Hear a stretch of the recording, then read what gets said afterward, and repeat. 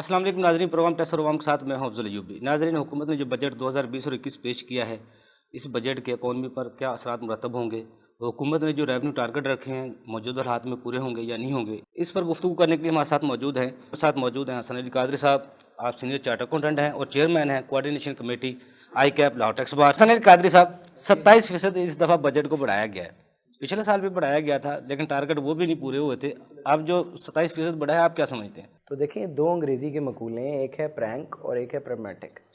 Prank का मतलब होता है एक संजीदा मजाक करना।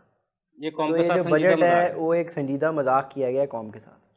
देखिए, मुझे ये बताइए कि जहाँ कारोबार सारा बंद है, लोगों को अपनी जान के लाले पड़े हुए हैं, और अब्दुल हफीज़ शेख साहब खुद फरमा रहे हैं प्री बजट कॉन्फ्रेंस में, सर ये ऑन रिकॉर्ड बात है, ये मैं नहीं कह रहा हूँ जी जी कि जी ग्रोथ नेगेटिव है। जी जी। तो जब ग्रोथ नेगेटिव है तो क्या ये फलाही बजट है? बिल्कुल नहीं है।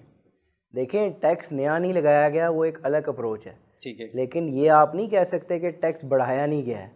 टैक्स बढ़ा तो दिया गया है, और फिर उसके बाद जो एक मिनी बजट आया, जैसे सर ने कहा, बिल्कुल पेट्रोल की शक्ल में। फिर आप ये देखिए कि देखें इनकी सबसे बड़ी गलती क्या है। जी जी। इनकी सबसे बड़ी गलती ये है कि जब ये बजट लेके आते हैं या उसका जब तखमीना करते हैं, तो उसमें ये रियलिस्टिक अप्रोच को देखते ही नहीं है। उसके बाद बजट को डाउनवर्ड स्टैंड में लेके जाते हैं। ठीक है। फिर सबसे बड़ा जो मसला है कि बिजनेसमैन को इतनी ज़्यादा अनसर्टेनिटी का आपने शिकार कर दिया है कि उसको पता ही नहीं है कि मैं सुबह आँख खोलूँगा तो क्या होगा। कानून क्या होगा। कल शब्बर ददी साहब आए, उन्होंने बड़े स्मूथली बिजनेसमैनों का एतमाद जीता, हमारे प्रोफेशनल दोस्त थे, और वो हमें ये था, मान था कि जी हमारे लोग आ गए और वो ख्याल रखेंगे। जी जी। तो जब मामलात बेहतर होना शुरू हुए तो उनको समहाउ पिक्चर से साइड पे कर दिया गया। ये मुआशी टीम भी इस तरह ठीक की है बदली जी, कि अभी बिल्कुल असद उमर साहब बिल्कुल आ गए, हमाद अजहर बिल्कुल साहब आ गए, डॉक्टर अब्दुल बिल्कुल हफीज ऐसे ही साहब आ गए, जी, बाकर साहब बिल्कुल आ गए, बिल्कुल एफबीआई के ऐसे ही, चेयरमैन बिल्कुल ऐसे साहब को ही। बार बार बदला गया। क्या असद उमर साहब को अगर बदलना ही था तो पहले असद उमर साहब को क्यों कहा गया? उनको मौका देते ना जी। जी जी। बात ये नहीं असद उमर साहब सही है या गलत हैं, बात ये हो रही है कि आपके पास टीम नहीं है, you are not able to deliver. और देखें, सबसे बड़ी बात ये होती है यूबी साहब, मादद के साथ, जब आप हुकूमत में होते हैं तो एक आर्ट होती है, क्योंकि मैं ब्लॉगिंग भी करता हूँ, उस पर बड़ी बातें हम डिस्कस करते हैं, जी जी। जिसको हम कहते हैं आर्ट ऑफ लिसनिंग। आपको लोगों को सुनना पड़ता है। जब आप हुकूमत में होते हैं ना जी, तो आप लोगों को सुनते हैं। कंटेनर पे खड़े होकर क्रिटिसाइज़ करना बड़ा आसान है, लेकिन जब सुनने का टाइम आया है तो आपके अंदर बर्दाश्त ही नहीं है, आप अपनी चलाना चाहते हैं। यही वजह जो तो मुआशे देखें, को ये जो डेमोक्रेसी है, जी ये मुआशे को जो डिक्टेटरशिप नहीं है मुआशी पॉलिसियों को जो फुकदान है, यही वजह जो जी। बार ये बार बहुत बड़ी तब्दीली। वजह है, ये बहुत बड़ी वजह है, सुना नहीं जाता। जी जी। जितने भी स्टेक होल्डर हैं जो वो बातें कर रहे हैं, उसको सुना नहीं जा रहा। कोरोना के ऊपर आप इमदाद मांग रहे हैं। पाकिस्तान टैक्स बार ने आपको कहा था कि जनाब कोरोना टैक्स आप लीजिए लोगों से जो दे सकते हैं और लोगों पे लगाइए। आपने क्या किया? आपने कुछ भी नहीं किया। जो इंपोर्ट के ऊपर आपने किया है, अभी जो सबसे बड़ा मसला आपने क्रिएट कर दिया है कारोबारी हजरात के लिए कि एग्जाम्पशन लेना ही मुमकिन नहीं है। जी जी। 153 के अंदर जो आपने कॉम्प्लिकेशंस की हैं, रिफंड आप दे नहीं सक रहे थे, एग्जाम्पशन आप देना नहीं चाहते, आप किस तरफ लेके जा रहे हैं? एक मैंने आज भी एक न्यूज़ में पढ़ा था, एफबीआर के बड़े मोतबर शख्सियत, एफबीआर के चेयरमैन भी रह चुके हैं, दूसरे मुआशी टीम के इनके बंदों का, आज मैं एक बयान भी देख रहा था। वो कह रहे थे जो 13 बिलियन का जो लॉस हुआ है ना, जी जी जो कमी आई है टारगेट में, वो उसकी दो वजूहत, दो तीन वजूहत उन्होंने बताई हैं। एक, जो छापे मारे जाते थे वो नहीं किए गए, बैंक अटैच करके रकम निकलवाई जाती थी वो नहीं की गई। बिल्कुल एक दो सही है। वजूहत और भी बताई जा सकती है।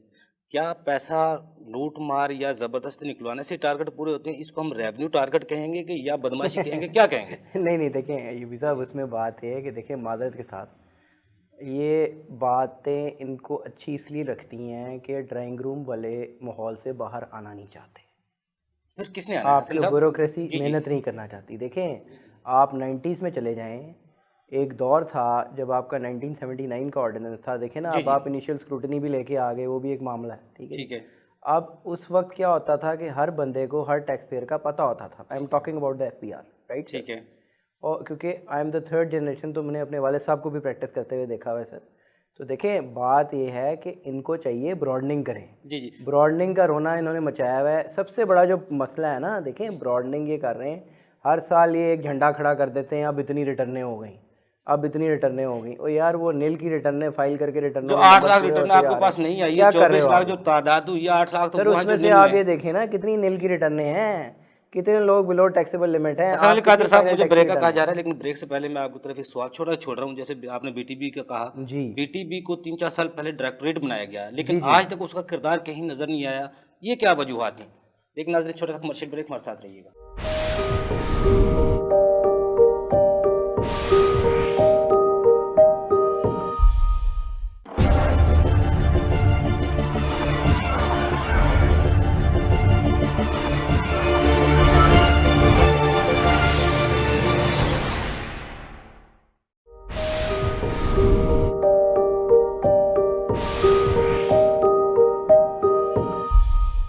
वेलकम बैक नाजरीन। जी हसन साहब। जी, बीटीबी का आपने वो कहते हैं ना कि दिल के तार आपने छेड़ दिए यूबी साहब।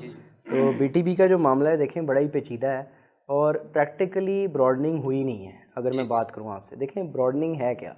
ब्रॉडनिंग के अंदर जो सबसे बड़ा मसला है ना वो ये है कि देखें दो कॉन्सेप्ट हैं। एक कॉन्सेप्ट है फाइलर का, एक कॉन्सेप्ट है टैक्स पेयर का। ठीक है। देखें फाइलर का कॉन्सेप्ट तो अब ख़त्म कर दिया गया ना जी। अब तो ये कहा गया कि जो रिटर्न फाइल नहीं करेगा वो एक्टिव टैक्स पेयर लिस्ट में नहीं आएगा। ठीक है। तो देखिए फाइलर आप कहते हैं कि जी हमने रिटर्नें फाइल करा दी, वो ठीक है, लेकिन एक्चुअली वो ब्रॉडनिंग नहीं है। ब्रॉडनिंग ये है कि जिस जगह पे पैसा फंसा हुआ है, जहाँ पे ब्लैक मनी फंसा हुआ है, वहाँ से उस आप ब्लैक मनी को निकालें, उसको टैक्सेबल इकॉनमी में लेके आएँ। आज भी आपकी शेडो इकॉनमी मोर देन 95% है। चॉइस साहब एग्री करेंगे मेरे से। जी। चॉइस साहब is amongst one of the person जो कि टैक्स दे रहे हैं, लेकिन बताएं इनको टैक्स देने से क्या फ़ायदा मिले, पूछे ना इनसे, ये आपको बताएंगे कोई अच्छा, फ़ायदा ये नहीं मिला। एतमाद का फूदा है ना हसन साहब, या कुछ स्पेस टैक्स की मौजूद सर है उसमें उस तक देखें, उसमें हमारा जो सबसे बड़ा वो जी इदारे जी हैं जी या जी हुकूमत वहाँ तक पहुँच नहीं पाती क्या सर वो? नहीं, उसमें सबसे बड़ा प्रॉब्लम ये है ना, देखें आपका दो मसले हैं। पहली बात तो ये कि एक एतमाद का फुकदान है। जो टैक्स दे रहा है उससे आप ऑडिट भी करवाएंगे, उसका 122 भी करेंगे। अब आपने उठ के कह दिया कि जी जो रिटर्न आप जमा कराएंगे हम उसको नहीं मानेंगे, जी जी। हम इनिशियल स्क्रूटनी करेंगे पहले, ठीक है। उसके जो रिटर्न देगा हाँ जी, जो रिटर्न देगा उसकी 6 महीने तक हम इनिशियल उसका स्क्रूटनी सिस्टम करेंगे। करेगा। वो जी सिस्टम करेगा ऑटोमेटिक। अब वो बड़ी एक मुज़ायक़ा खेज सी बात है कि भाई डीम्ड असेसमेंट का अगर कॉन्सेप्ट आया था 2001 के ऑर्डिनेंस में, अगर उसी को नहीं मानना था तो आप ऑडिट डायरेक्ट ही कर लिया करें, छोड़े रिटर्न को, आप कागज़ मंगवाया करें, हर बंदे का ऑडिट किया करें। लेकिन क्या आपके पास वो चीज़ें हैं? क्या आप समझते हैं कि आप इस काबिल हैं? एक चीज़। फिर देखें जो लोग टैक्स दे रहे हैं उनको आपने क्या सहूलत दी है, पूछिए उनसे। जी जी। ये बैठे हुए चॉइस साहब, इनसे पूछें क्या सहूलत देते हैं। जीरो, कोई सहूलत नहीं है। उनका ऑडिट भी करते हैं, सब कुछ करते हैं। जब तक आप लोगों को देखें, एक कानून आया था कि 3 साल में एक मरतबा ऑडिट होगा, उस कानून के बकिया आपने उधेड़ के रख दिए। हर साल अब आप ऑडिट खोल लेते हैं, हर साल आप 122 करते हैं, तो लोग क्यों टैक्स देंगे। और उसके अलावा एक दूसरा आंसर ये है यूबी साहब कि देखिए आप टैक्स लोगों से ले रहे हैं सूद की अदायगी के लिए। आपकी इकॉनमी से पैसा निकलता है डेट सर्विसिंग के लिए। आपके बजट का मेजर हिस्सा डेट सर्विसिंग पे है जो कि आप दे रहे हैं, ठीक है। दूसरी बात यह है कि जो ब्रॉडनिंग है उसके लिए ज़रूरी ये था कि आप एमनेस्टीज़ को प्रॉपर्ली यूज़ करते। एमनेस्टी आपने यूज़ की चंद लोगों को बेनिफिट देने के लिए, ठीक है। कि जी उनका धन सफ़ेद हो गया, वो साइड पे हो गए, नहीं, ठीक है। वैसे हसन साहब प्रॉपर जी जी। एमनेस्टी की यूजेज आपको नहीं ये आई। आपने खुद बताया है, जो पैसा रेवेन्यू का इकट्ठा हो रहा है वो सूद की मद में जा रहा है, वैसे जा रहा है। अब वैसे हम बजट का भी अंदाज़ा भी लगाएं, चलो 5,000 रुपये का अंदाज़ा लगा लेते हैं। 5,000 अरब रुपया हुकूमत के पास रेवेन्यू की सूरत में आता है, जी तो उसमें से 28 अरब एनएफसी की सूरत में चले गए, जी बिल्कुल 1200 अरब रुपये आपके सूद में चले गए। बिल्कुल ऐसे ही। वफाक कहाँ खड़ा है, मुल्क कहाँ खड़ा है? क्या देंगे आप आवाम को, क्या देगी हुकूमत? वफाक होगा कि फिर वजूहत क्या होंगी, किस तरह ये मुल्क चलेगा? नहीं देखिए बात है कि उसमें एनएफसी में भी अगर गया है या चीज़ें हुई हैं, वो चॉइस भी ज़ाहिर है इस पे अपना इनपुट देंगे। असल में कादर साहब, ब्रेक से जाने से पहले मैं आपकी तरफ एक सवाल छोड़ रहा हूँ। जो बजट कवानीन में तब्दीलियाँ की गई हैं, क्या उनसे कोई रिलीफ आम आदमी को मिलेगा? इस बजट में रहते हुए हुकूमत कामयाब अपने टारगेट्स को कर सकती है कि नहीं कर सकती? लेकिन नाज़रीन, छोटा सा कमर्शियल ब्रेक, हमारे साथ रहिएगा।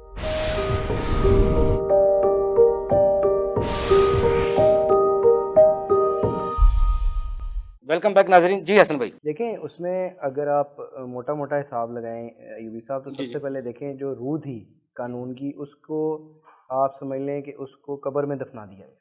ठीक है। माजरत के साथ मेरे अल्फाज सख्त हैं लेकिन ये हकीकी अल्फाज हैं। देखें आपने इनिशियल स्क्रूटनी ला के डीम्ड असेसमेंट को ख़त्म कर दिया। ठीक है। फिर दूसरा काम आपने ये किया कि आपने कहा जी हम जो 122(5) है, जी जी। ठीक है जी, उसके अंदर हम चाहे ऑडिट या अदरवाइज़ हमारे पास भी इंफॉर्मेशन वैसे हवाई भी आ जाए तो हम जी आपको नोटिस इशू कर सकते हैं। ठीक है। वो कानूनी नुक्ता भी आपने ख़त्म कर दिया। जब डिफ़ॉल्ट सरचार्ज की बारी आई तो आपने कहा जी हमारा जो दिल चाहेगा हम डिफ़ॉल्ट सरचार्ज लगा लेंगे, जो दिल चाहेगा हम पेनल्टी लगा लेंगे। इन अदर वर्ड फिर आपने क्या किया कि आपने ये भी कहा कि जी आपका जो सेल टैक्स का मामला था 100 मिलियन का, जो कि उनका था मैन्युफैक्चरर्स का, वो उनकी आपने सेल पे रिटेलर पे भी डाल दिया। इनपुट डिसअलाउ कर दिया गया। डिसअलाउ करने का वो आपने रिटेलर पे भी डाल दिया। जी जी। फिर उसके अलावा आपने एक मुज़ायक़ा खेज़ काम ये बड़ा किया कि आपने ये कहा कि हर टैक्स पेयर जो है उसकी प्रोफाइल प्रॉपर रजिस्टर्ड होनी चाहिए, अगर नहीं होगी तो उसके लिए आप जिम्मेदार हैं। चले वो तो एक अच्छी चीज़ है, वो अच्छा, अगर डॉक्यूमेंटेशन वो हुई थी, अपने वो एक प्रोफाइल अच्छी चीज़ अपडेट नहीं करेगा तो हाँ, एटीएल जो लिस्ट है उसमें से उसका नाम निकाल उसमें दिया से उसका जाएगा। नाम निकाल दिया जाएगा अगर एक टाइमली आप बेशक कर वो देंगे। अपना टैक्स भी बराबर दे रहा है, जी हर जी, चीज़ में टैक्स बराबर दे प्रॉपर रहा है। दे रहा है, सारा कुछ दे रहा है, ये बात भी थोड़ी सी गलत है। और देखें असल बात ये है, समझने वाली बात है इस बजट में जी जी। कि देखें इस बजट में मेनली अगर रिलीफ की बात करें तो रिलीफ कोई नहीं दिया गया। जो कंस्ट्रक्शन को रिलीफ दिया गया था वो दिया गया था, लेकिन उसमें भी आप मुझे बताएं कि जो इन्होंने कहा जी 30 सितंबर 2022 तक शराइत पूरी हो जाएं, जी जी। तो आप अगर रिलीफ ऐसा लाएं और उसमें शराइत ऐसी रख दें जो पूरी ना हो सके, तो तामीराती उसका शोबे क्या के लिए फ़ायदा। जो वो जी जी मिनिस्ट्री लाई गई है। जी जी, उसी की बात कर रहा हूँ। ठीक है। तो वो अगर शराइत ही आप पूरी ना कर सकें, जिसमें उन्होंने कहा है कि जी आप जो एप्लीकेंट हैं प्लॉट अलॉट भी हो गए और आपने लोगों से एक सर्टन परसेंटेज के पैसे भी ले लिए हों। ठीक है। अब करंट हालात में जो मुल्की हालात चल रहे हैं उसमें तामीरात इनको तो चाहिए था, उसमें एक्सटेंशन देते हैं। वजह यह है कि पता नहीं वो तामीरात पूरी हो सकेंगी कि नहीं हो अब सकेंगी, लोग दिसंबर तक पैसे जो दे टाइम है पाएंगे कि नहीं दे रजिस्ट्रेशन का, पाएंगे। इसको आगे ले जाना चाहिए इसको भी मुल्ज़िम को। आगे लेके जाना चाहिए था। लेकिन हुकूमत के फिर पास तो सबसे फिर भी बड़ी 3 बात साल हैं देखें, अभी। एक अरसे से हम लोग रो रहे हैं। देखें यूबी साहब, एक बात को समझें, मैं थोड़ा सा यहाँ पे एक कमेंट करना चाहूँगा इनकी बात पे चॉइस साहब की, कि देखें खान साहब ने अबू धाबी में ख़ुद खड़े होकर कहा था, मैं याद कराना चाहूँगा कि businesses are there to make profit.